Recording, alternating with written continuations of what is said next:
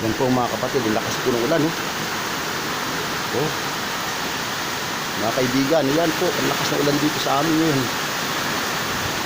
Oh.